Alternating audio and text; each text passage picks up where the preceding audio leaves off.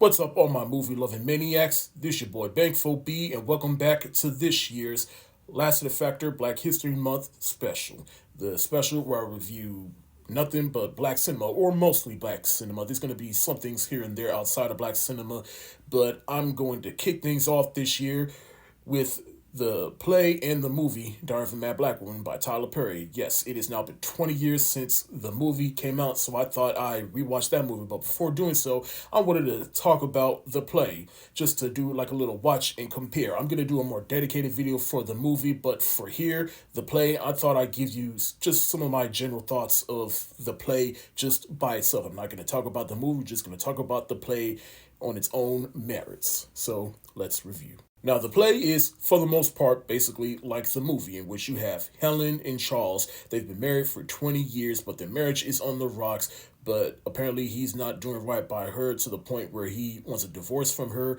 He's been cheating on her. Helen meets a new guy, and he's pretty much night and day compared to Charles. And I'm going to get more into it in a little bit. Now, this is one of the earlier plays of Tyler Perry's career, and the more successful one that put him more in the public consciousness and brought him more mainstream success. This was also a time when he was taping his plays and selling them on DVD back in the day. And Diary of a Mad Black Woman was one of those plays. In fact, this was the first play that I ever watched. I just remember I was young. I don't know what I was doing. Maybe I was in my room playing video games or something, but I just remember walking out of my room. My parents and older sister, they were in my parents' room watching this, and I popped in. I'm like, what is this? And then I just sat down and watched it, and by the end, I was just laughing and having a good time. We all were. And then, of course, after that, I saw more of his plays, and I got to see the Medea character, which was his most known character, his flagship character. Basically, anyone with the same skin tone as me, that's how, for the most part, that's how we all got introduced to Tyler Perry, is through his plays on DVD. Plus, I've always said his plays and some of his shows are better than his movies, but even as of recent, some of his plays don't even hit like they used to. Now, how do I feel about the play? Even though I gotta say it's slightly complicated, because I do feel like there are some things that the movie does better than the play, and there are some things that I think the play does better than the movie. But I'll get more into that when I talk about the movie. But for right now, let's just stay on point with the play.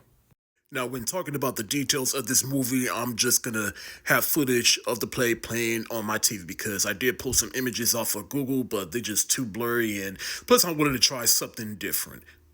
Now, like I said, it's always fun revisiting some of Tyler Perry's old movies because they just hit just right. And particularly the Medea character, because I feel like in his earlier stuff, Medea was just used in all the right doses. She works when you use her in small doses in somebody else's story.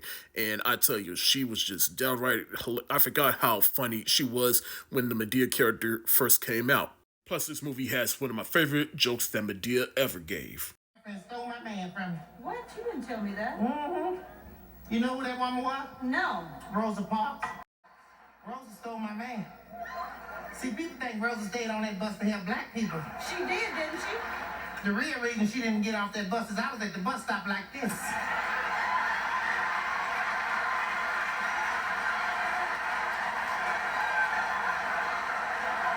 But Medea was not the only character that Tyler Perry played in this play. It's also Daddy Charles, who might as well have been the prototype for Uncle Joe, who we see in the movies. But yeah, Daddy Charles, he was just hilarious. In fact, more hilarious than Medea at times. But like I said, Helen and Charles, they are the heart of this story, and it is about their marriage. Their marriage is on the rocks, and let's be real. Charles, he is just the absolute worst in the play. In fact, more worse in the movie, and he was already worst in the movie. So basically, it goes through how the movie goes. He wants a divorce, and it turns out he is cheating on her with her best friend, Brenda. Then the rest of the movie plays out like the movie plays out, like I just said. You know, she goes with Medea. She tries to help her, and some of the same jokes you heard in the movie are also heard in the play. Tamala Mann is also in the movie, in which she plays Helen's mother. And Tamala Mann, I'll say this, thank God for Tyler Perry, because Tamala Mann, he gave her some work, as well as her husband, who will go on to play Mr. Brown, but more on him on another time. But among this being a funny play, this movie did have some religious themes in this movie. And whether you're a Christian or not, I think you can still understand some of it. I mean, yeah, some of it can get a little bit overbearing sometimes, but this movie, its heart is in the right place, and it does have pure intentions when talking about religion and Christianity in this movie, or play, I should say. And then it turns out Charles, just like in the movie, is paralyzed from the waist down, well, temporarily paralyzed. And then she basically gets her revenge and makes him say all the things she been wanting to say, but he just was not having it. And so this is also the beginning of his redemptive arc, but more on that in a little bit. Then, of course, she meets Orlando, who is played by Cordell Moore, in which I've seen him in other things. He was in this movie called Insecure that came out a little over 10 years ago. I remember that. Well, maybe hopefully you remember that. And he was also in the play version of Why Did I Get Married? And it's funny because in that, he plays the Mike character, Sheila's husband, in that movie, in which it's kind of funny because he's a good man in this play, but then he's a horrible person in that play, which is a big contrast, and which also speaks to his diversity as an actor. But the big difference between the play and the movie here that everybody talks about is how in the movie she goes with Orlando, but in the play she ends up going back with Charles. And I know there are some people that saw the play that didn't really like that, in which I can admire Tyler Perry for changing it up for the play, but at the same time, it also speaks to the theme of forgiveness and redemption, in which he realizes how he was wrong to her and he's just begging her to take her back, but she's just not budging at first. But she remembers that she still loves him, but she still can't forgive him. But after speaking with God, she does find it in her heart to forgive him as long as he adheres to three conditions. And this also leads to probably one of my favorite musical numbers within this play. And that's the thing. He uses the songs in this. The songs were never particularly my favorite part of the plays, but he uses them to transition to the next scene. But this is the one that ends the play, and it is also in the movie. But again, more on that when I talk about the movie. But this is the one where they both forgive each other and they learn to be better people to each other.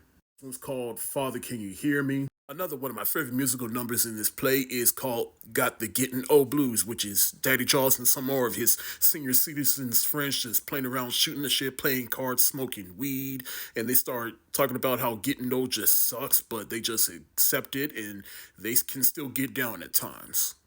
I also like how at the end of his plays, he speaks to the audiences after he brings the cast out and lets them know like what he has next in the works. But this is the one where he brings his mother and his so-called father to the stage. Look at that. His mother looks just like Medea. But his mother, Maxine, had passed on. And then, of course, there's his so-called father. Yeah.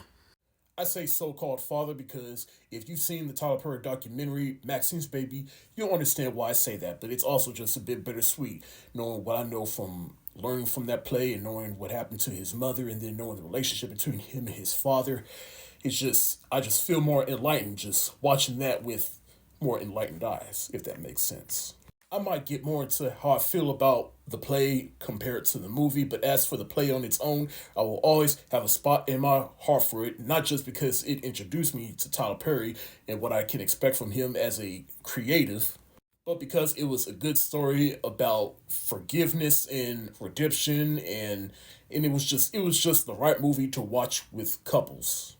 As far as Tyler Perry stories goes, I think this is one of the more better ones because this is at a time when Tyler Perry, he was really hungry. He was trying to get himself out there. And then since then, look, I'm happy for his success, but I feel like he has kind of gotten lazy with some of his storytelling. And the fact that he's just cranking as many out as possible is becoming a detriment to how he tells the story. But this will always be the one, if not one of the ones.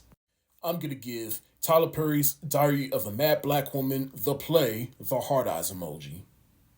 But that's it for the day. Have you seen Diary of a Mad Black Woman, the play? If so, let me know what you think in the comment section below. This is your boy Bankful B of The Last of the Factor, and stay tuned for more Black cinema reviews for Black History Month. Stay safe, wash your hands, peace.